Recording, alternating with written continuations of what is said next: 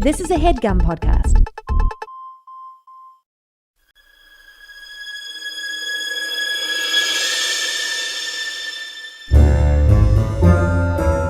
Oh, yeah. Welcome to A Funny Feeling Podcast. I'm Betsy Sidaro. And I'm Marcy Jarrow. This is a podcast where comedians tell us their paranormal experiences, and we listen to yours as well. Oh, yeah. And if you have one of these paranormal experiences that you want to share with us, please email it to us at funnyfeelingpod@gmail.com. Now get cozy. And prepare yourself to be scared silly. This is a Funny Feeling podcast. Hello, Betsy. Oh, hello, Marcy. Oh, you're in fucking We're trouble. mad at each other. Oh, we've been... We're not. We're not. We have a good buddy on today. Yes. We've been chatting, and we're very excited. Yeah. You guys know our friend. He's an actor. He's a podcaster. You've seen him on Crazy Ex-Girlfriend. You've heard him on the podcast Bigfoot Collectors Club. And if you haven't, you should hear him on Slate Your Name, his new podcast. Welcome, Michael McMillian. Marcy, hey, Betsy, hey. I don't know who this guy is. I was excited, Marcy, for a minute. You were like veering into almost Carol Channing territory, and then you ended like very Ethel Merman. I enjoyed. That might have been my favorite intro of all time. Thank you. You were kind of doing a stage mom thing on the side where you were like, smile. Here we go. Eyes up, eyes up. Bigger. Well, you know, when the camera's rolling, I gotta perform. Gotta perform. How are you, ladies? My sisters, my podcast sisters. We're so always happy you're here. Well, I'm so happy to see you guys. It's been a minute. You guys have individually been on Bigfoot Collectors Club during the pandemic, but we haven't all been. I haven't certainly not been with the two of you in any podcast form. Right. No. But we haven't been together. I don't think we've joined forces since our trip to Salt Lake City. City. You know, what a 6 blast. months before we knew what was coming for God, us. was Right. it that soon? Yes. Yeah, it was like September. It was like September of 2019. God, we had so many hopes and dreams. I know. Betsy and I started our ghost hunting business. And Marcy I was... use that app all the time. I was just looking at pictures of us from Salt Lake City and all the ghost hunting pictures of you guys that I feel like I was sort of left out. I felt left out. You were there. You were volunteering to not participate. I know. What was wrong with me? I don't know. You were in a crabby mood, I must have known what was happening. I don't know. I don't think you liked that Ghost Box app. I think you were. I think you're like, this is stupid. I'm not doing this. I was I taking think issue. that was kind of it. It's a great app, Marcy. I'll give it It's another free. try. I'll give it another try. We kept going, Marcy, come on. And you were like a mom at a department store that was like, I don't know why I chose department store, but you did have a mom at a mall feel where you're like, kids, it's getting late. We need to go home now. I probably just needed one more of those Salt Lake City drinks. That's all. Yeah. One of those watery Salt Lake City beers. Remember, and they would like scan our ID everywhere we went, and they're like, yeah, they like have to know how the government needs to know how much you're drinking. I was like, that's weird, man. When you really think about that, not right. It's not right. Also, we were out for a long time that night, and we drank everywhere we went, and we did not get drunk. I feel like I was like, I have never been more. I'm more sober now than I was when we went out tonight. That might have been the problem, that I was tired and so full up of liquids that I couldn't. Yeah, just sugar, lots of sugar and liquids, and none of the fun stuff that comes along with it. Because I'm always having my little pixie sticks. I can't go anywhere without them. My favorite part from that show, and I know I've brought it up before, was when Betsy brought up some magnet that she had with like some pig fucking reference or something or fucking shit. reference, and like immediately like a mom pulled her kid out of the audience and marched out of there like top of the show. Yeah. It's a two pigs doing it from Memphis. And it says making bacon. It wasn't even bad. You know what? I definitely said, though, I was like, it's two pigs fucking and it says making bacon. And then that's what got the mom and the kid up and out of there. I gotta tell you, though, that audience was more like anti-authority and rebellious than I thought they would be. It was pretty cool. Well, once Mary and Hezekiah left... Great, Mary and Hezekiah are gone. Let's rock and roll. Let the pig fucking come in. That's the litmus test. If we ever go to a predominantly Mormon city from now on, we just have Betsy tell the pig fucking joke, and then we clear out the room, and then we have a good time. Yeah. Now, I'm going to get into it, Michael. So Okay. you have a new podcast. Well, you're on yeah. Damn. our brother podcast, Bigfoot Collectors Club, with Bryce and Riley. Mm-hmm. Yeah, I was about to call Bryce McMillian. I mean, at this point, you might as well. your legal husband, Bryce. He is my work husband, for is sure. Yeah. Yeah. You guys, I would describe your podcast as sort of the more, the better researched paranormal. Yeah, you guys know what podcast. you're talking about. I don't know if better researched is, but we spend more time researching, but I don't know if it's better researched. Oh, it's better. That's already better than what we do, where we kind of Google. We're like, I guess. Oh, Michael. or Marcy just says something. I say something incorrect and then Google it later, but it's too late. When you hear what we said a few weeks ago, About the USOs? Uh-huh. Yeah, I was listening to that today, and there was a moment where you were flailing. I was laughing so hard, and there was a moment you had this real quiet moment, Marcy, where you're like, if some of our friends are listening, they're going to be real mad at me. And I was like, she's talking about me and Bryce. That's so funny. But you had it. You had it, and you doubted yourself. That's the thing. You had it from the get-go. So what is it?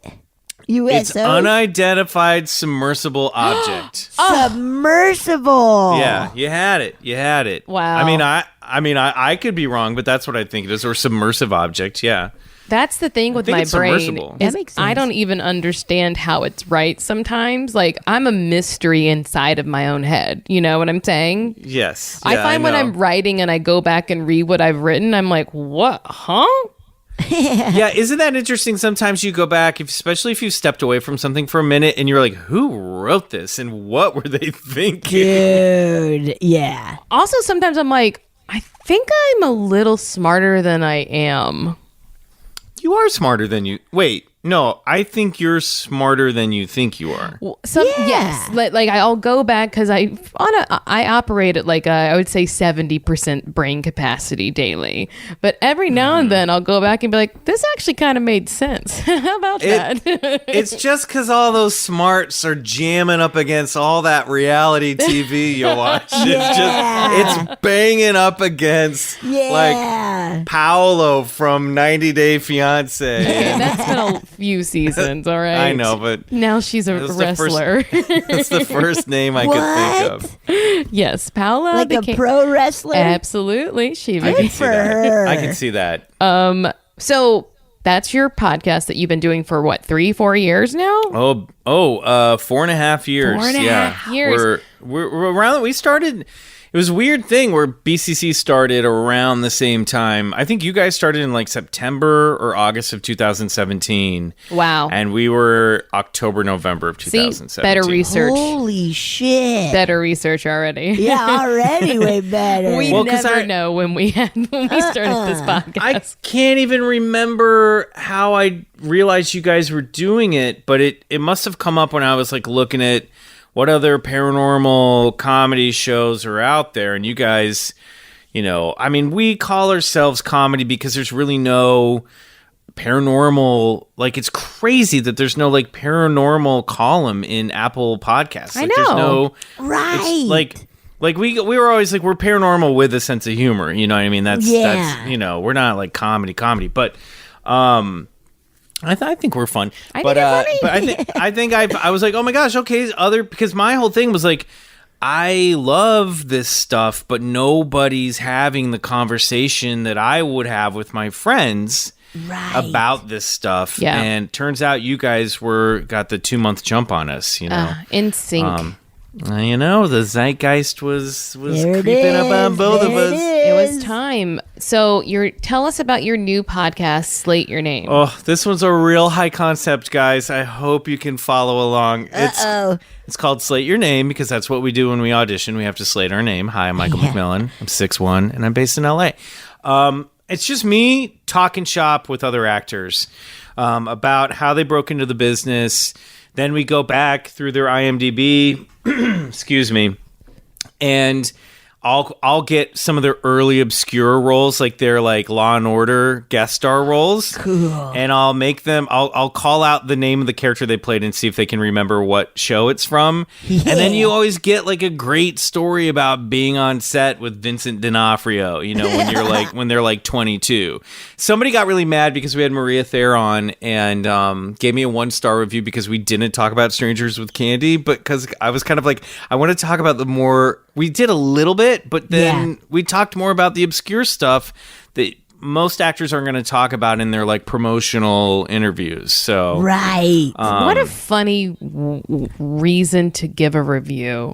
I know, because right? you specifically didn't hear a thing. You host a podcast then. Yeah. That's what I said. I was like, you can get it anywhere else. I was way more fascinated in hearing about the weird Shakespeare plays that experimental Shakespeare performances at Juilliard. You know what I mean? I listened to that episode and I was shocked at how anxious she is. I could not believe the level of anxiety she has about every single thing, because I think of myself as very anxious, but she seems like she can't even believe she woke up today and got this far.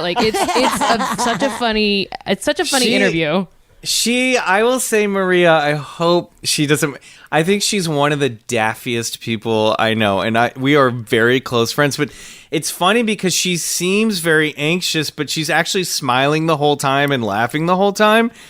So yeah, I think just meant for someone who was such a success that I was like, wait, how can you act like you I'm going to get fired every day? It's clearly you're doing great. Know. I know. Oh, right. Yeah, but she's the best. I love her so much, and she's been on BCC a couple times. I want to tell our listeners, look, I'm going to be frank with you guys. I am recovering from COVID, so if you hear me cough and you hear me wheeze, which I just heard myself do, I'm okay. I'm aware of it. I'm negative. I got it. Just tested negative though, right? I just tested negative yesterday. I got the home test, the PCR tested negative again today. So I'm in the still in the 10-day window of, I'm done with the CDC isolation and now I'm allowed to social distance and double mask, but I'm staying home basically. Yeah. I had a run of the store today, but it was the pharmacy. It's fine. Everyone's sick there.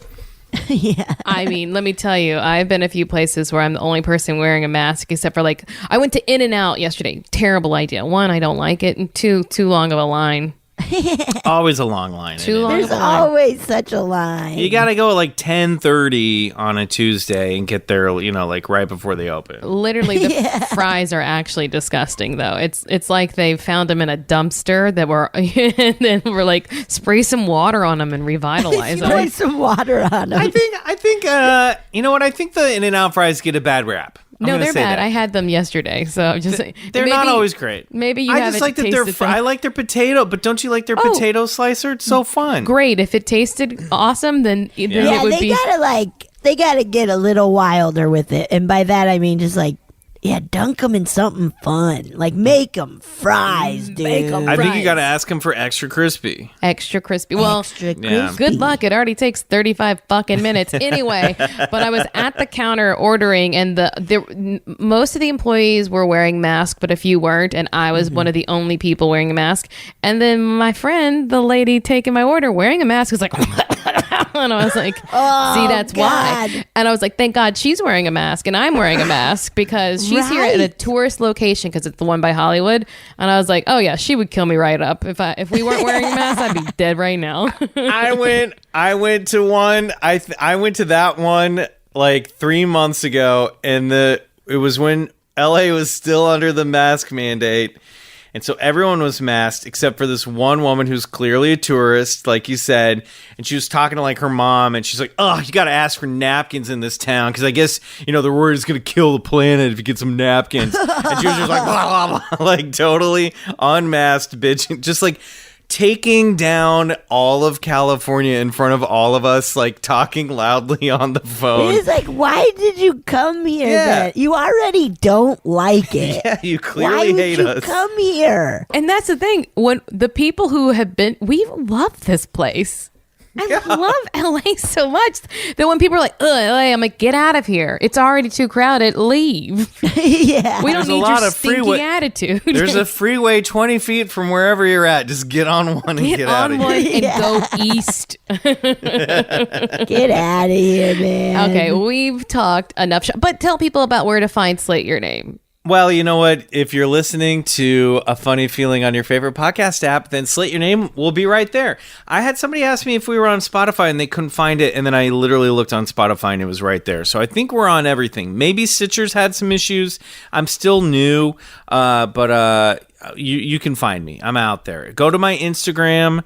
At McMills 2Zs, click that link tree. We'll find tag links ya. that take you right to it. We're Yeah. gonna tag you. You'll find it. You'll Find me. It's out there. It's out there. And I will definitely get both of you on the show at some point for sure. I cannot wait to talk about the 4 roles I've ever had. You know what? They've all been started. Their name is always audience member number 1 or 2. That's pretty good. You know what? I know you're going to have a good stories about that movie you were just in, Marcy. That's true. I did. Yeah.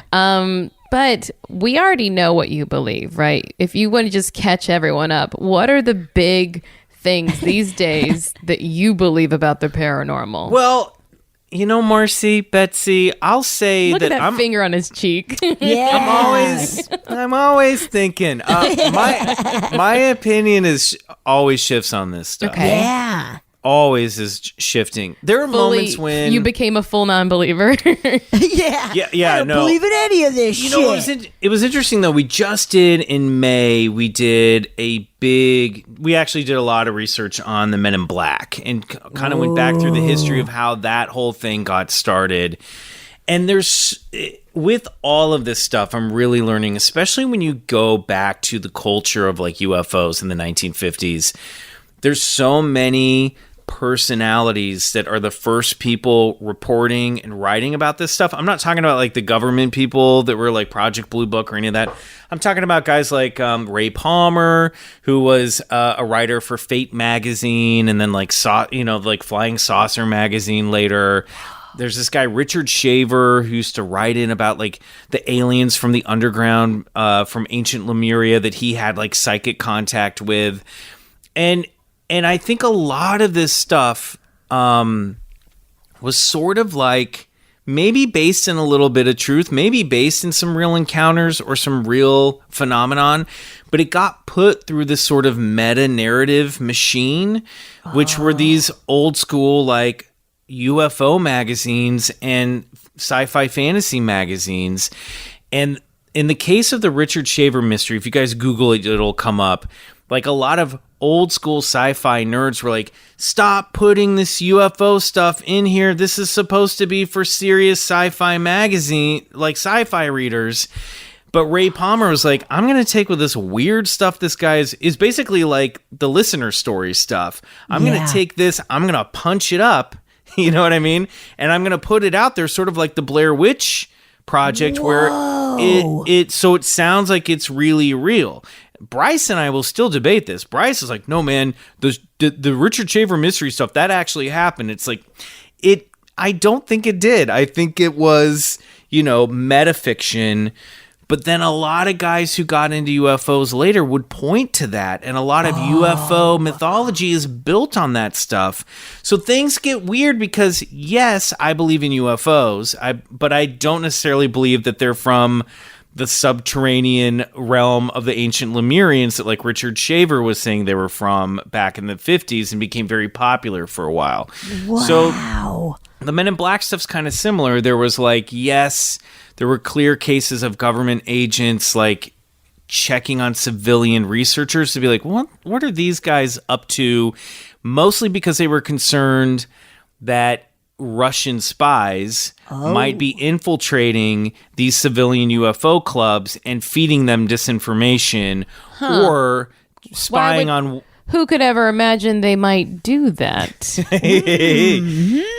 But it's all the thing that's crazy about the UFOs in the 50s, and I'm sorry I'm going off on a little bit of a tangent here. Go on. Because it was a Cold War, everyone was paranoid. The CIA was paranoid, FBI was paranoid, the Russians were paranoid, civilians were paranoid, and then a very real thing was happening, which was these UFOs. It's just like we have, like Marcy talked about so astutely a couple weeks ago, the Navy releasing these, leaking this UFO footage, the white Tic Tac flying in and out of the water, chasing jet fighters. No one really knows what this stuff is. I really think that. I really think nobody really knows what this stuff is, because I think whatever it is so beyond our comprehension that we just don't even have the vocabulary to wrap our minds around such advanced civilization. Now, I might be very naive about that. It's possible that bodies crash at Roswell and people have been, the government's been... or UFO crash at Roswell, found alien bodies, and the government's been for the past 50 years, like doing, now my brain's fried, but the, reverse technology and figuring out how to build this stuff. And we got the stealth bomber from that. Maybe. Or maybe human ingenuity is just really good and like they're making this stuff anyway. But I even think, even if let's argue the government found a crashed UFO, I bet if it's a nuts and bolts piece of craft, if it's really a ship and not some sort of weird psychic projection, or some interdimensional goo, that only forms when you see it, I still don't know if they know what it is or where it's from. You know what I mean? Or how to use it. Do you know? I think it would be like chimpanzees finding like a crashed, stealth bomber, and the chimpanzees are like, okay, we see it, we know it's here, but we don't know what the hell this is. And they have no context for it. You know? Based outside whatever their worldview might be. But chimpanzees would figure it out, though, because they probably would. That's true. They did write Shakespeare, and they learn how to smoke cigarettes and use money. And now roller skate. There's this article that recently came out that they think that they have like actual high speed language that they communicate with each other. That they actually talk to each other with and they might actually be even closer to human than we originally thought. I think they absolutely communicate. All right, let's put it. No zoos, guys. No more zoos.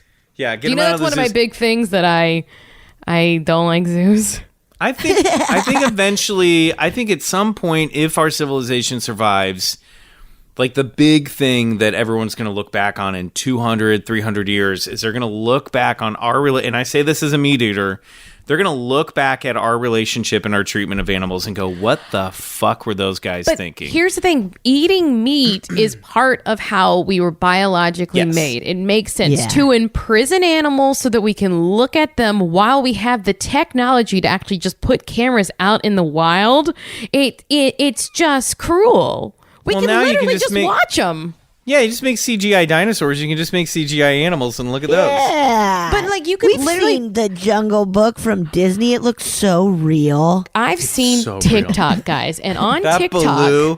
Baloo is... That's it's like it walked... real bear, man. right out of the jungle.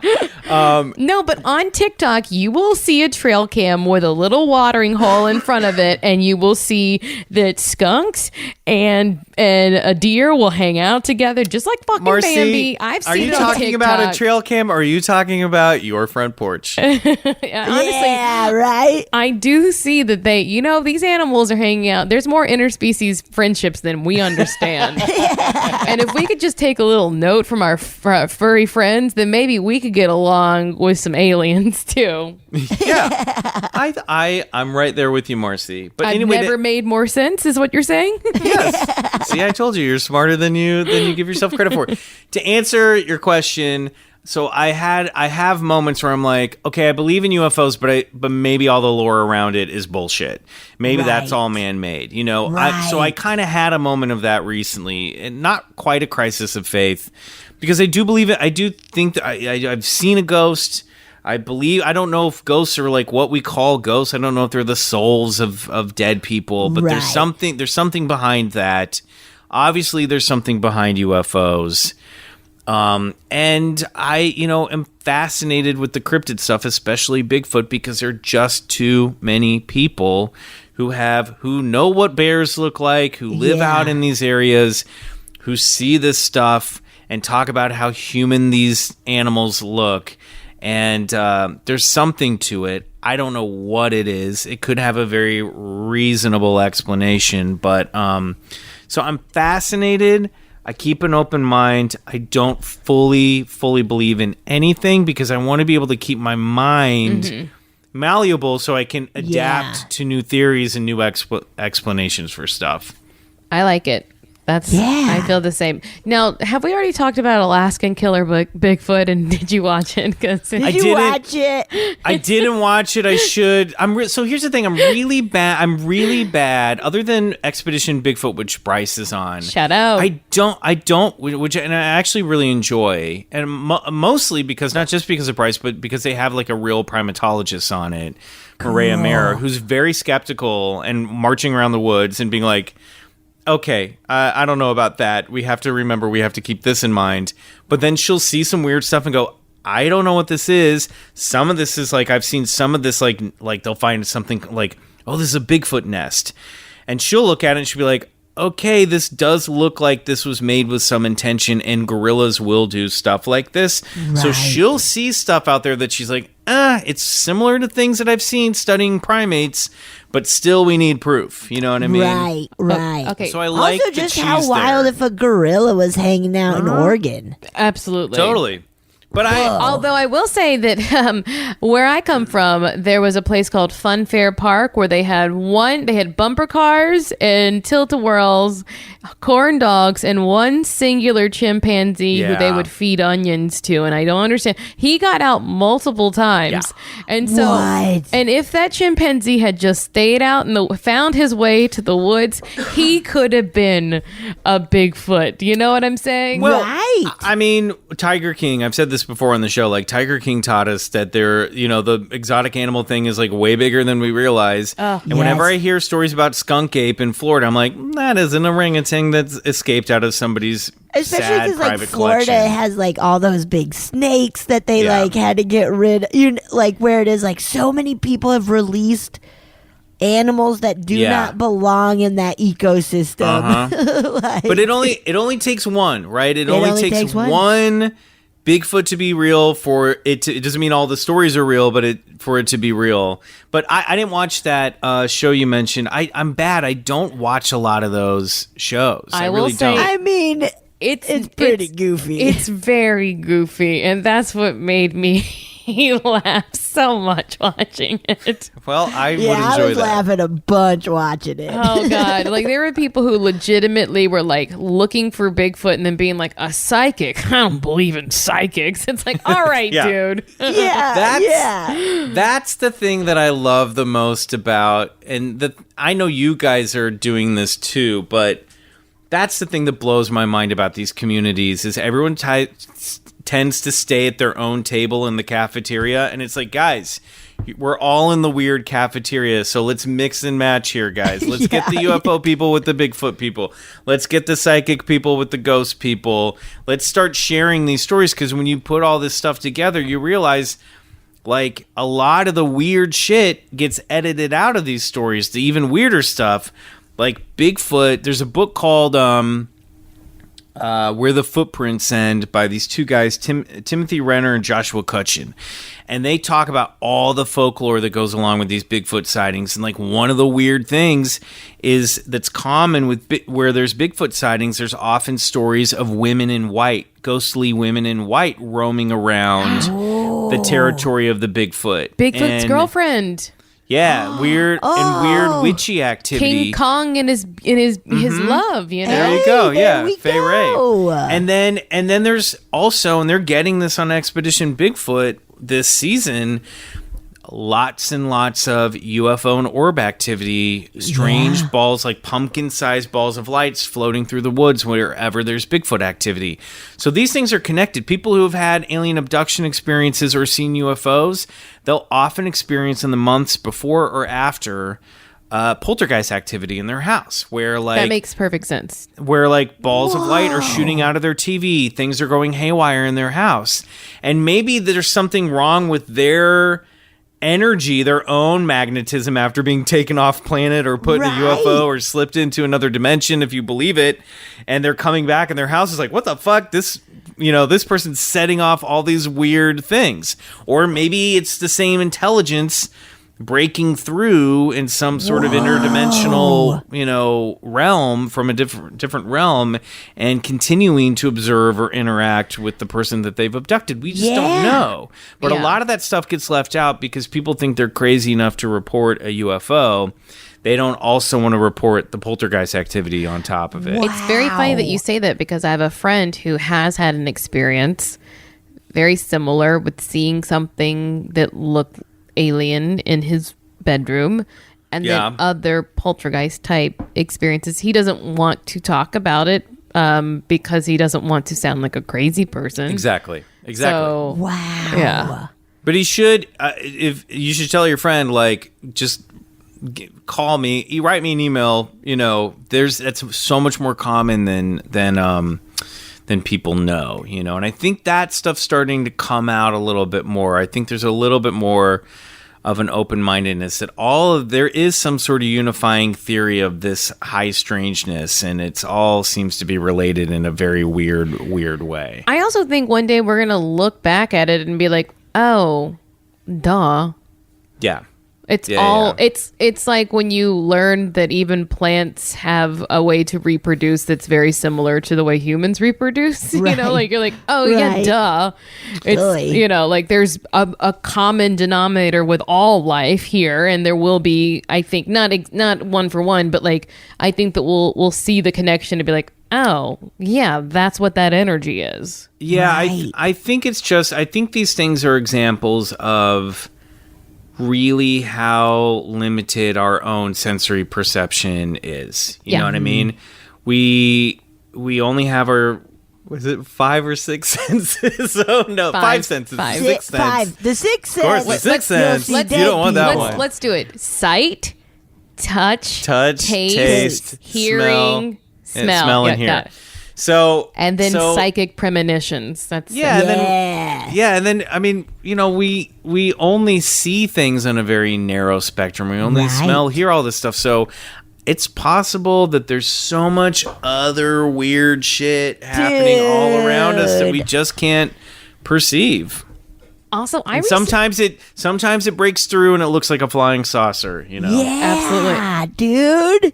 I ran into a friend recently and we both started talking about how we're just not positive the color blue actually is the color blue. Like it's only perception and there's no way you can prove it because your perception is just going to be like you assign this to this. Like you would say this is a blue color and everyone else is like, yeah, that's blue, but they don't see it the same and there's no way we can ever prove it. It's so crazy, man, to think about that. I don't like thinking like that. I don't want to say I learned because I can't cite it, but I heard, and I've tried to look this up, but I guess like even 200 years ago, the words for yellow and pink were basically the same. Pink and yellow describe the same color.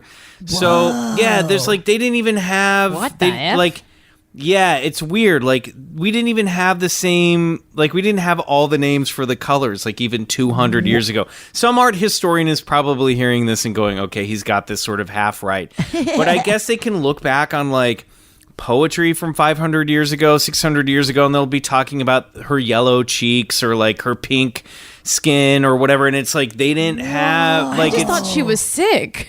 Yeah, exactly. Or it's like it's attributing like the wrong color names to the right colors because they hadn't come up with all the names for the colors yet. So like pink and I might be paraphrasing here, but like pink and yellow got lumped in together as like pink. Oh, I just thought they were like, she's hot, but she's real sick. And they're like, that's a rose, and that one's yellow, and this one's to support your troops. And or this they would or maybe it's like they would describe like her yellow hair. Like I obviously like golden must have existed, but but Kings like pink. Sometimes gold. like pink things were described as yellow, and yellow was described as pink. I think it's weird. I don't know. Somebody look this up. Somebody look it up, and then email Michael at Bigfoot Collectors Club. Yeah, on the Titanic, they tinted every mirror to be pink or like rose colored, so that you wouldn't look in the mirror and see how seasick you were.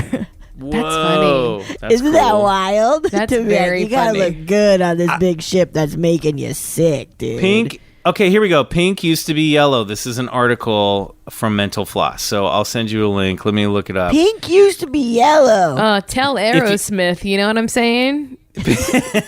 Pink. If you look up the word pink in the dictionary, you'll probably find a lot more definitions than you might have expected. Okay, so anyway, I'm on to something here. I won't read this whole article. Oh yeah.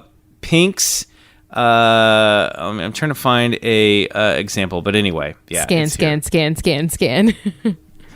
Scan. Yeah, maybe it was. Scan. Wow. Anyway, interesting. People, we're flawed.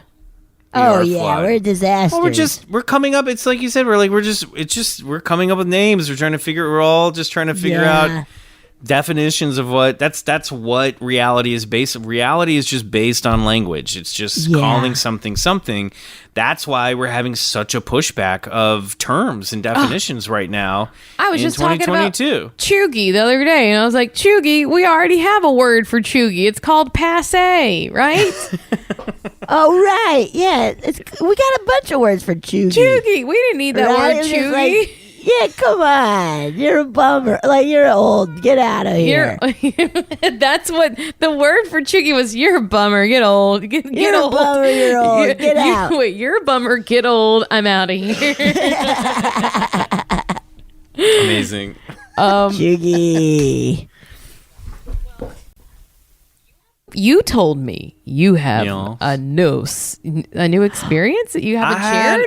Yeah, it's like a time. I mean, it was a significant experience. It's not mind-blowing, but it was cool. Cool. And and then I have like an older spooky story that I don't think I ever shared on the show. Give it to us. So they're both pretty short, so maybe I have time for both. Oh, you always have time for both.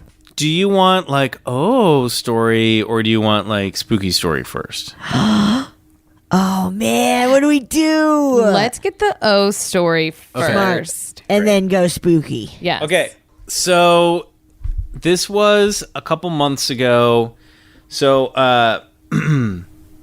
backstory to this is that I had an uncle who I loved, who was married into the family, my mom's sister's husband, who the entire family adored, who, when he was in his 60s, 6 years ago now, he died very suddenly of brain cancer. And it was very, very hard on everybody.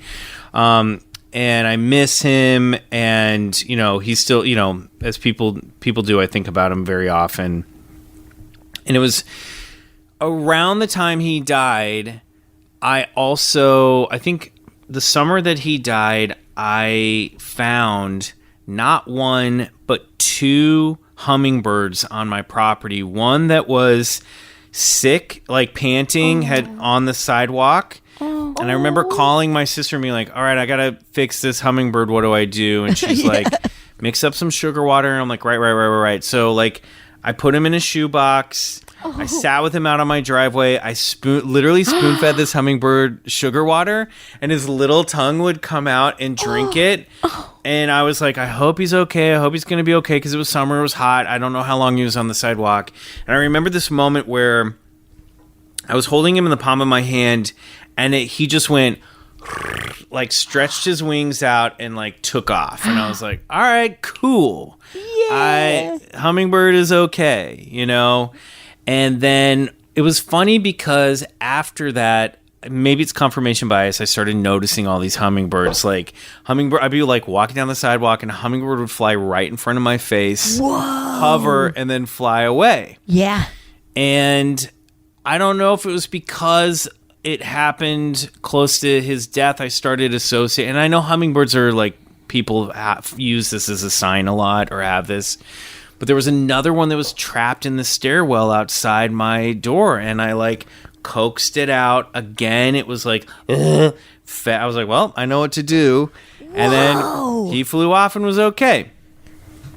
So I started like that summer that he died, I had these like really like close interactions with these hummingbirds, you know? Yeah. And then I started noticing them all over my neighborhood, and I started to go, okay, when a hummingbird flies in front of my face, it's my Uncle Jerry saying hi, you know? Oh. So or I'll take it as like, okay, something good's gonna happen. Oftentimes it'll happen when I'm like thinking about a problem. Like I'll be like, oh God, I need to get a job or this or that, or this thing's going on and I'm stressed out about this. I'll look up, I'll be walking the dogs, and like a hummingbird will fly right in front of me and take off. And I'm like, okay, cool. Everything's going to be all right. Right. Oh. So a couple months ago, I was on the way down to Gelson's down there on Franklin. Oh, yeah. We love it. We know that near the UCB. Yeah, they got really good chicken wings. Yeah, there's a bathroom near the bakery. There you go. Oh my God. The other day I was there and there was a big controversy because the woman had gone into the bathroom but left the key outside, so she had locked the door, but someone walked in on her and she screamed. And then she wouldn't come out. She doesn't know how keys work. She didn't know how it worked. Come out. Yeah, she's like, I'm in here. Like, people were like, are you okay? And she's like, get out. I mean, I would be screaming too. But anyway, so I was driving down to Gelson's, and all of a sudden my Uncle Jerry popped in my head, and I just had a flash of us riding in his truck, going someplace, and I just said out loud, I was like, Uncle Jerry, I really miss you. Oh.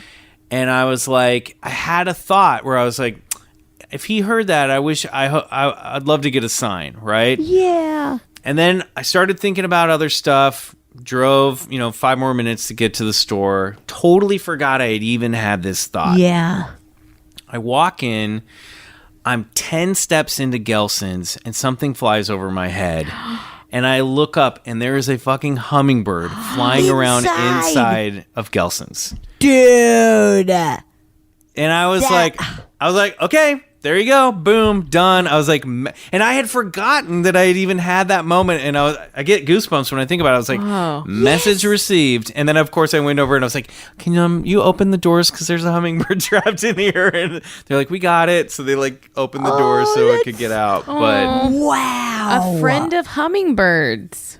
Wild though, right? Isn't that kind of... Yeah. Yes. That's just one of those moments where you're like, oh my God, that is so... It could have been anything. It could have been any other bird. Yes. And it was just sort of like a call and response, and it was like perfect. It was perfect. This reminds me, and I always bring it back to me, guys. But whenever I've been home with my family, not every single time, but like when we had a family reunion in Pigeon Forge, Tennessee, and it was like 60 people on my mom's side, and on like the last day we were there, I saw this red cardinal, and this was in January in Tennessee. A red cardinal like just perched right outside looking at us in the cabin. And I was like, I think that's Pawpaw. Like I just got the feeling that was my mom's dad. Oh. And then when I went home a few weeks ago, because my dad had knee replacement, and I was like, there's a red cardinal right outside too. And this is in Louisiana. Now maybe cardinals are there in those places, and that's just where they are. But just to specifically see that bird come, just hang out and look at the family, and I was like, I think that's Dad's brother. And I don't know why, but I was just like, oh, that's Uncle Jeff, Mm-hmm. Yeah. And so red cardinals to me signify like family coming to, and it's always weird because they're just always like a single bird looking at me. Yeah. Like, wow. Right outside the window. Yeah. And it's, hummingbirds are in my neighborhood. It's not strange to see them, but it's when I see them, or like when, it's like I said, it's often when I'm like stressing about something, or then to just have that thing where I'm like, hey, if you heard me, send me a little sign. Yes. You know what I mean? Yes. And if you've had like weird interactions with them, like right. Because I'll see them and I'm like, yeah, great, cool, but nothing like that. No, like, that's and it was 3 extreme. Yeah, and it was weird because I literally was like, I wish you could come to the store with me. And it wasn't outside the store. It wasn't. It was in the store as soon as I walked in. I was like, all right, cool. Do you think that right after that, the bird flies outside and your uncle's spirit leaves it and it's like, what the fuck was that? Yeah, maybe. Just maybe got it drops in. It's like, I need sugar water. I need sugar water right now. Yeah, oh, God. where's that guy? Where's that guy? I heard there's a guy here who gives sugar water I to gotta go birds. lay on his driveway. He'll help me. I put up a little like lemonade stand for hummingbirds. It's just Michael, little sugar. you're too precious for your age. This is too precious for how old of a man you are. You are a grown-up man. Don't be so cute. Well, that's the goal. I want to be like an old cute wizard when I'm an old man. I want to be like a little like Gandalf or something. But grow your whiskers, dude. That's the plan. So there was that story, and that I thought about you guys. I was like, well, and I think I told it on the Patreon maybe, but on BCC. But that was the most recent thing that really jumped out at me. Yeah. I do have a spooky story from the past that I think you guys will like. Also involves my family. Yes, the McMillian clan. Yeah, this is the house I grew up in, which always felt like. So I grew up when I grew up, I was given the ground floor bedroom, and my mom and dad were right above me upstairs, and my sister had the other upstairs bedroom. It was a 3-bedroom house. In hindsight, do you think, hey, I was the youngest. That's the most dangerous place for a child to be. Closest to the front door. I'm the first to go. Yeah. I wander out in the middle of the night or be killed first. Yeah, I was literally surrounded by the back door from the kitchen, the back door to the French door to the deck, and the front door. So much easy access. But all the good rooms got chosen, though, to be fair, before you came. Yeah. And they all had their own bathrooms, and I'd have to walk out into the hallway, pitch black, in the middle of the night to go to my... Oh, man. It was right next to my bedroom, but it sucked. And I always would lay awake at night because I was 2 doors down from the kitchen, and I always felt like I could hear footsteps going up and down the kitchen, like walking. The fridge was really loud and would hum, but underneath that, I always felt like I could hear footsteps going up and down. And my mom later admitted, she's like, maybe this house could be haunted, Whoa! I know that there must be some weird energy because I think the story was and I might be getting this wrong. I know my sister will be listening and she'll correct me, but there was in my sister's room, there used to be the family that lived there before us, or 2 families before us. There was a sick kid that lived in that room, and I don't think he died. But here's the creepy thing. Her bathroom backed up against my parents' bathroom, and apparently when they moved out, whether we were the next family or not, or there was a family, I think there was maybe a family in between, they built over that doorway that conjoined the parent, because the parents wanted a quick way to get into the boy's bedroom if he was having like an attack in the middle of the night. I think he had like bad breathing. Oh, God. So it always creeped me out to think that there's a door that was boarded up and plastered over in this house. That just feels like weird energy to me, like I don't know why. Because even though it's like not hiding a room or anything, it's still that creepy, like, why are we hiding that thing? I have that in my living room where like 5 years into living here, I just realized, I was like, there's a door outline on that wall. What? Yeah. I think you go into the bedroom right next to it? I don't know, because right now what's behind it is a linen closet. So I was like, maybe I just was like, I don't understand the original footprint of this house. But it was years of me living here before I was like, Oh, I can see where they plastered over a door right there. Dude.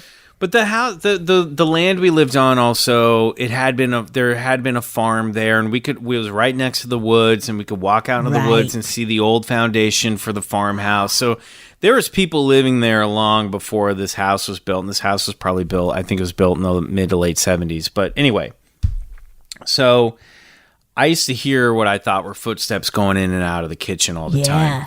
So it's Christmas Eve. This is about. This may be 10 years ago now, but I was home for Christmas, and if you're listening with kids and they're of a certain age, there will be Christmas spoilers in this story. I always like to give a heads up. Oh, that's he's nice. gonna tell you what gifts you're getting this year, so you're gonna close your ears. Close your ears, kids, because Santa told me what you're getting. Yeah, we don't want to spoil it. So spoilers, Christmas spoilers for children here, parents. If there are some kids who probably listen to this shit. Absolutely. So it was Christmas Eve. The kids were in bed, and my sister and her husband had gone out for the evening, and I was waiting for them to come back so we could do the Santa Claus stuff. Yep. Sorry if I just ruined a kid's life. Look, you gave them a heads up. You I gave them a heads up, but they're still listening. It's their own damn fault. Also, they might not even understand what do the Santa Claus. Set out the milk and cookies for Santa. So I was reading in the living room, and the way that my parents' house is set up, the house that I grew up in, was like it's a big open space plan, and I can see when I'm sitting by the fireplace in the living room, I can see it's almost like a lodge. It's almost like a ski lodge kind of thing, right? I can see straight to the kitchen. I can't see all the way to the back of the kitchen, but I can see the kitchen doorway and like part of the wall in the kitchen. And my mom and dad were in their bedroom. My mom, I know this because she comes out in a moment. She had been taking a bath, and I was waiting for my sister and her husband. I'm reading a book, and I hear clearly the back door to the garage open and close, and I hear footsteps walking all the way through the back mud hallway up to the kitchen doorway. And so matter of factly, I put down my book, I look up, I see a shadow on the wall, on the kitchen wall, and I expect mere second later my brother-in-law to emerge because there were heavy footsteps, and he's a tall guy, and nobody walks out. So I think maybe he paused at the refrigerator to get something, grab a beer or something. So I'm just waiting. I'm waiting. Nobody's coming out of the kitchen. My mom comes out of the bedroom, which was they moved into my old bedroom on the ground floor. So she walks out in her bathrobe, flips on the light, moves around in the kitchen, comes back out. And I'm like, "Hey, Mom." She's like, "Yeah." And I'm like, "Is Chris in there?" And she goes, "There's what?" I was like, "Is Chris in the kitchen?" And she's like, "No, there's nobody in there." And I was like, "Okay." What? I was like, heard it, saw the shadow clear as day. It didn't even scare me because I thought it was them coming home. It was Santa. It was Santa. It was Santa Claus. It was Santa. It was could not have been more. I was just like, I remember putting down the book and being like, "Hey, you guys want to do this?" Right. And just there was nobody there. Santa. What? It was Santa. And Santa's it's funny. boots smelled like carrots and oats from the reindeer. There was a little that classic story of Santa smelling like oats and carrots. Betsy, Here just because Santa people Claus, don't talk here comes about Santa it all Claus, the time. smelling like oats and carrots. Whoa. That's Yeah. I don't know. Did you tell your mom? Were you Yeah, like, I did. I did. She's like, "I believe it." And I was like, "You didn't act like you believed it when we were kids." I believe it, Michael. I'm going to bed. Yeah.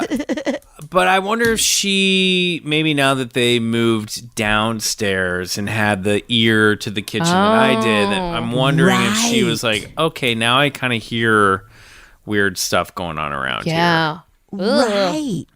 But that's the only time. The only other weird thing that ever happened in that house that I was like, okay, this is spooky, was I remember there was a short period of time when one of our TVs would turn on and off and start changing channels all by itself. And that could have been a malfunction, but I remember being like, you're seeing this, right? Everyone is seeing this.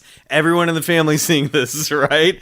And my parents were like, whatever. And I was like, this is crazy. This is so scary.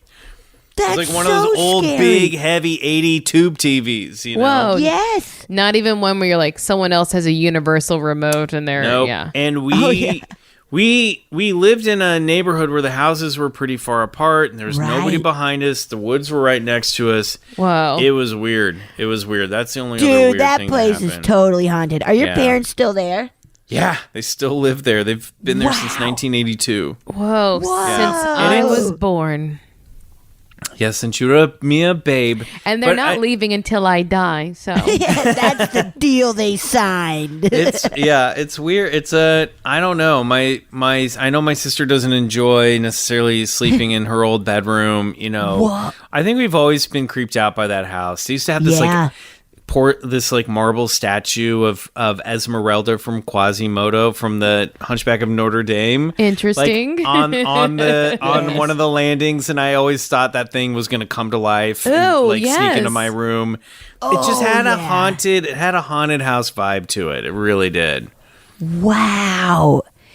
Has your sister did anything ever happen to her, or she doesn't really talk about Well, it? Sarah, you should call in with a voice memo and tell some. I know she's got at least one spooky story that took place, but that's her story to tell. Yeah, Sarah, send it in and don't just DM it to me. I need it in the email, the official. Also, everyone, guys, Betsy and I were just saying we need more listener stories. There you go. We need more listener stories. And if please. you already sent one and you're like, you didn't listen, you didn't even play mine, you didn't even read it, just bump the email that you sent it, or I will be confused forever if you don't bump it. Just forever. Bump the email. Because we want more stories. Email. We want more stories. Our lifeblood. Wow. That's really spooky haunted house that your parents still live in. Yep. Get them out of there. No, I'm trying. yeah. I'm like, this place is too big now. You guys, let's get you in downsize to a less haunted place. They're stubborn. They're not ready to move out yet. They got a lot of cheap Kansas land, and they don't, You're like, guys, dogs. You're only using the bottom half of the house at this point. True. The rest is a museum upstairs. Do you know how many ghosts are up there just hanging out in that old boarded up doorway? Come on, guys. So many. Just with their big old boots and oats and carrots. Just up there with Santa Claus. Here comes Santa Claus. Now, one of the scariest nights of my childhood was when I was 13 years old. And again, spoiler, kids, I should not have believed. I had already been told by a friend's mother that, quote, Santa's not real, right? She said that when I was 11 years old, and I was like, uh-huh. And I was very upset about it. But let's fast forward 2 years later. I'm 13 years old. I'm in high school. No, you're not. You're not 13 in high school. Yes, I was. Oh, because you were I was 17 in college, yeah. That's right. I forgot about I remember you said that. No. Maybe I was 14. Maybe I was so maybe I was in 8th grade then. Yeah. But it's Easter, the night Easter Eve. And I hear voices and moving around in the living room, and I'm like, oh my God, someone's in the house. It's the Easter Bunny. I got so scared that the Easter Bunny was in the house, and then it was, I could hear it. And it took me a long time to be like, no, that was my sister and my mom. I was like, oh my God, the Easter Bunny has 2 different distinct voices. It's like Gollum. Shit. It's like Smeagol and Gollum from Lord of the Rings. It's talking to I was itself. A menstruating woman at that point. I could have had children myself. Well, maybe you were responsible for all that poltergeist activity in the house, Marcy. My little hormones. I love that not only did you think it was the Easter Bunny at 13, but you were also terrified. I was like, so scared of it. Because They bringing you eggs and stuff. I think that's what tore me up so much was that I was like, I know Santa's not real, but is the Easter Bunny real, or is that someone in the house? You left me hanging on that one. I was so stressed out. I was like, it's really related to religion in a weird way too. That's complicated, and I just don't know. So stressed out. Oh. And that's why all these things are kind of not fair that we do to children. We it's start true. off their lives with lies, and then we destroy their reality at some point and act Yep. like they're stupid for ever believing it. Yep, it's Kids true. need to learn. Classic gaslighting. Betsy comes to on to BCC every Christmas time. We always have Betsy on the show. Yeah. And one of the first episodes she was on, maybe the first episode you were on, we did Santa Claus. And there are people who, guys, it's Christmas in June. But there's people who, remember we read stories of people who think they saw like a weird tulpa of Santa or like images of Santa floating Just over like their people house. have a ghost story, they have a Santa story. It blew my mind. I mean, I'm still not 100% sure that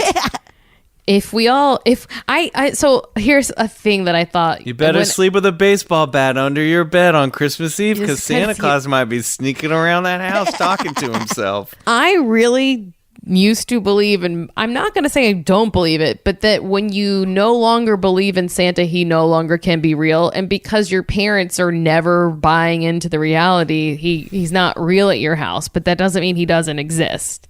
Okay. And this is how I can get away with you can convince me of anything in life, because I'll be like, well, if you don't believe in it, of course it's not real. Marcy, I That's think you perception. have. That's the color blue and the color pink and the color yellow. You know what I'm saying? I think you got a basis for a Hallmark Christmas movie here about a woman who goes back home to her house. It needs to be Lifetime. That way it has a lot of twists and turns and Okay. things, and someone gets murdered. That way it can be a completely different movie than Great. what you pitched. Yes. Great. I love this is how all my pitch meetings go. I get 2 sentences in and they shoot it down right away. Welcome to the podcast. I'm just saying I like the idea of the adult woman who comes home to her house for Christmas and Santa only appears to her. And then maybe he murders, and maybe maybe Santa kills him? No, Santa murders somebody, but she's the only witness because she's the only one who can see And no him. one believes her. And then- if she tells anyone, then she gets blamed Then for she's it. Yes, great. yes, yeah, yes. then she gets it. She's gotta So find- that is now she- lifetimey. Yeah, a little that's more the lifetime. lifetimey. So she's got to get the town to believe in Santa again, so that they can get him. Yes. That's good. So the murder Michael. can be That's good. solved. I like this. Yeah. Yeah. Honestly, if my friend Jessie hasn't already starred in this movie, I would be shocked, because she's in a lot of Lifetime and she's in a lot of Hallmark movies. Good. Okay. Well, I was just complaining that we don't have enough stories, but I want to play one if you are I ready. would love to hear one. Yes. Do we need And to this- take a quick break so I can cough and then we can get Let's do back it. cough on? away. You cough your head up, away. and then I'll pull up an email. So sorry, everybody. Barf. Don't It's worry. the most I've talked in a week. Just a warning, I will be talking about pet deaths. So about 10 years ago, I moved to a different state, and the cat that I had raised since a kitten went missing, and I never seen her again. At the time, I was taking care of a lot of people and did not really process my grief or my feelings about it until years later. When I finally did process her passing, one of my biggest regrets was that I couldn't be there for her in her last moments. Fast forward to the pandemic, and I find out I'm going to be working from home permanently, even beyond the lockdown. And so I feel like it is a good time to potentially adopt a cat or a dog. So I start fostering, and about a year and a half later, I feel ready to adopt a dog. For 2 months, I was applying, and so many people wanted animals during the pandemic. I was never fast enough. One evening, after submitting so many applications, I just say out loud, "Pepper, if you're out there, you know what type of dog I'm looking for. Please let me find the right one for me." So I submit an application for a beagle named Abby, who's 2 hours away. Next day I get the call, and I was the first applicant out of 6. So I pick her up and bring her home, and I was so excited because Beagle has always been my dream dog. And ever since I read this book, Shiloh, back when I was in elementary school. 2 months after getting her, she's getting some blood work done before dental surgery, and they find that she is in kidney failure, and they only gave her a few months to live. In February, she passed peacefully in my living room. I got to be there for her last moments. While I was absolutely devastated, it did feel like the closure that I didn't get with Pepper. I got to sit with her. I got to talk to her. I told her to go find Pepper on the other side. And I'm just really grateful that I got to provide a loving and a safe place for her to spend her last moments, her last few months, and she didn't have to be in a shelter. So it was devastating, but it did feel like closure.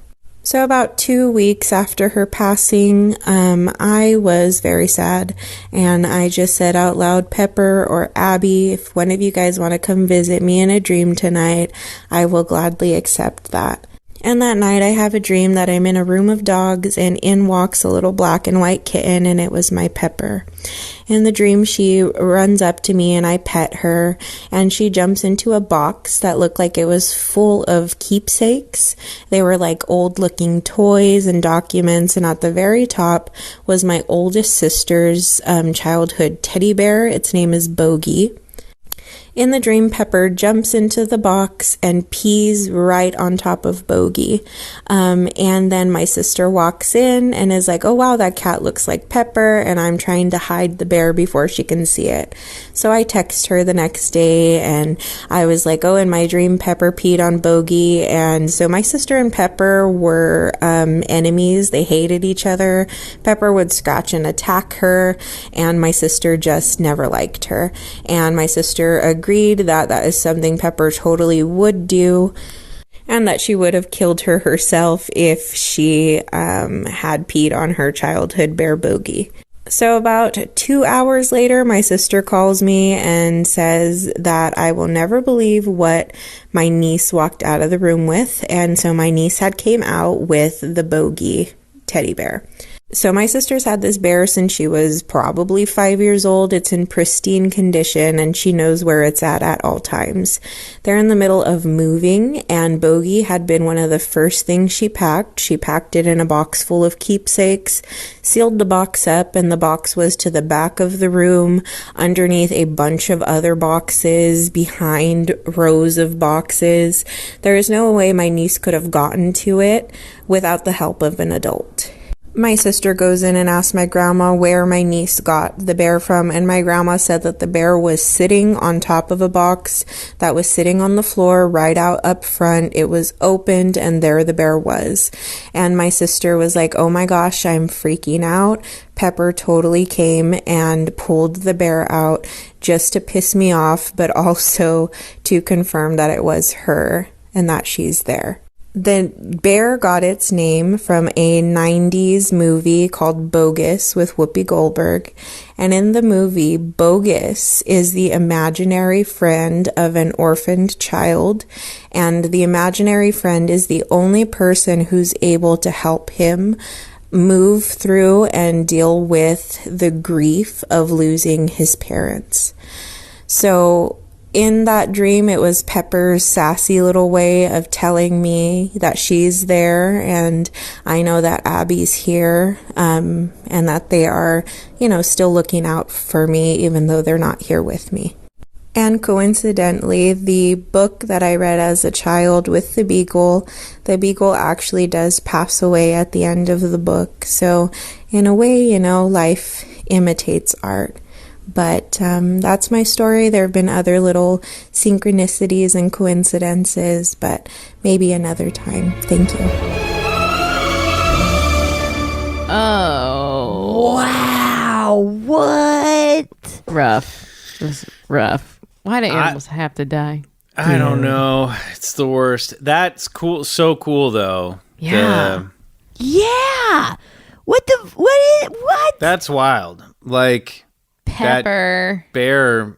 That's cool. I love it. I mean, I do. Pepper. What else did Pissing he on- say? Pissing on Bogey. Yeah, was the bear covered in pee? That would have been a real. Yeah, like a That- just. Yeah. I thought for a second the niece would have pissed on it. Like, whoa, that's crazy, man. One day I'm gonna find some the just the mat right outside the litter box is gonna show up someplace it doesn't belong because that's where my cats piss constantly. I think Buster just hangs his butt right out the litter box and was like, "Here we go, I've made it. Ah, My perfect. feet are in here. I'm doing it correct." Did you ever have any dreams of Bo after you lost Bo? I don't think so. I don't think I have. But Betsy, maybe any I have. pet dreams? No, I was as soon as they were described like having a dream. I was like, I don't think I've ever had a dream with any of my pets. What about you and Albie? Oh yeah, definitely. Yeah. Yeah. Not as much as they were happening. So he died 2 years ago. This is my English bulldog. He died the same week Same Bo week did. as Bo. Yeah, it was Oh wild. my God. 1 a week. Oh boy.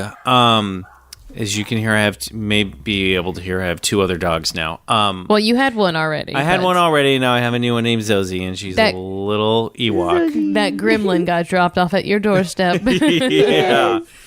But yeah, I had one actually not too long ago. But especially the first summer he died, I would have dreams where he would it would almost be like I was asleep, almost like sleep paralysis. Like I was in my bed with my eyes closed, and I would feel him jump into bed and come over and smell me and sniff me, and I could smell him, and my eyes were closed, but I could reach out and pet him and feel him. Whoa. Yeah, and then I would have I've had a number of dreams where he's suddenly showed up, and I'm like, "Hey buddy, you're here." And he's just kind of healthy. He looks like he did when he was 3 years old. In just his best self, and it really feels like when I wake up, I'm like, I totally feel like he came by and said hi tonight. And it's weird because even if it is the brain, even if it's just the brain doing that, it's like, what a cool gift my brain gave me, because it's that thing. It's the same thing that when you have dreams about loved ones who've passed, and I know a lot of people have, it feels different than a regular dream. It feels so specific, and there's a little heightened, there's texture. So I definitely have, for sure. Yeah. It feels and that real. feeling when you wake up, having a feeling, being like, "Oh, that was nice." Yeah, it's a feeling of I'm still around, I'm cool, everything's good. Don't I'm still, it's weird. I love all my dogs, and I know it's going to be hard. I don't know why. I'm curious, years and years from now, when my other dogs pass, if I'll have such a strong connection like I had with Albie. But it's just, it's really strange. I think about him every day. I haven't let myself get as close to my cats. Yeah.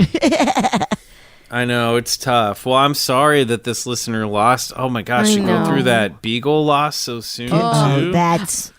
But that is Brutal. very nice to be able to, if a dog is terminally ill, and to be able to have that dog for for their last days in a comfortable environment is really nice. Oh yeah, what a gift for them, for sure. I always say to my cats, do you know how lucky you are? You are literally on the street. You are so lucky. Zosie was like Bakersfield trash. You know what I mean? She was just running around with her mom and dad, just a little tumbleweed crew running around the streets of Bakersfield. Oh my gosh. Well, Cutie. now I gotta go cry all night, I guess. Yeah. Thanks, lady. Thanks, Pepper and Abby. Is Michael, that it? Yeah, is that it? Yeah. Is that it? We don't get a ghost. We that all don't get there a spook. is? I got a sad pet story. All right. No, fair enough. sometimes Sad pet story. That to is the end thing on. about ghost stories is they are often just tragedies. Yeah, that's true. Yep. It's true. There's something bad has to happen in order for a ghost to come around. You know what I mean? Well, now Or Mama's at least looking. sad. Mama's looking in the mirror, which always freaks me out. So Do you taint all the mirrors pink so that the cats don't see themselves as seasick? Wait, no, I look healthy. Okay, want I'm them- healthy. I'm they're doing like, fine. I'm a beautiful cat. Michael, tell everyone where they can find you. Well, guys, you can go to Instagram. I'm at McMills, McMillz. I'm not doing Twitter anymore. It's still up, but I'm out of there. I don't know. I was never, honestly, not good at it in the first place. Me neither. So find me there. Please check out Bigfoot Collectors Club. If you listen to this show and you haven't already, it's just a double dose of this kind of fun every week. So check it out.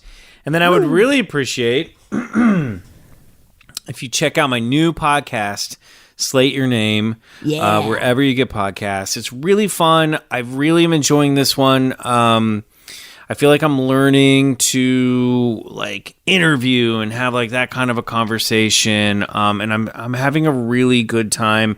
Some of the guests that have been on BCC have been on the show. Some new people that have never been on BCC are on it.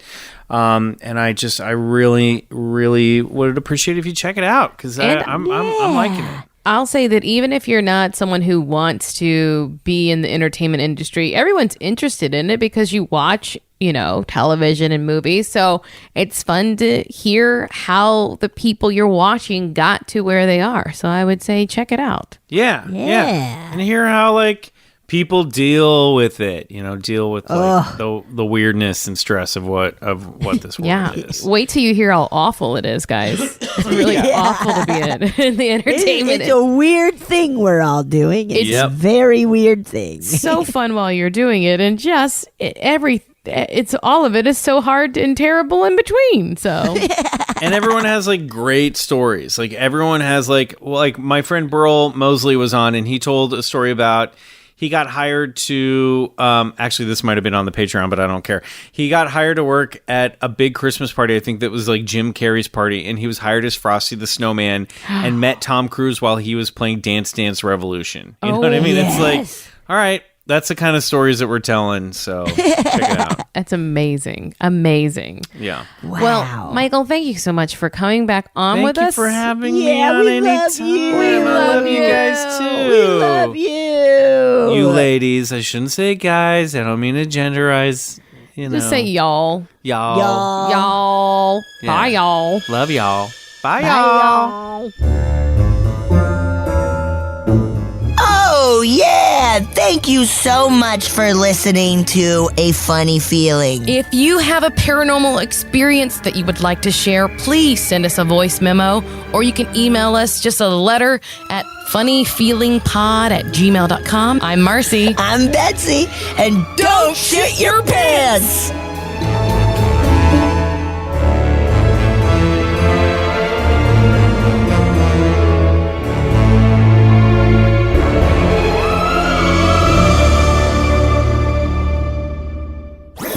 That was a HeadGum podcast.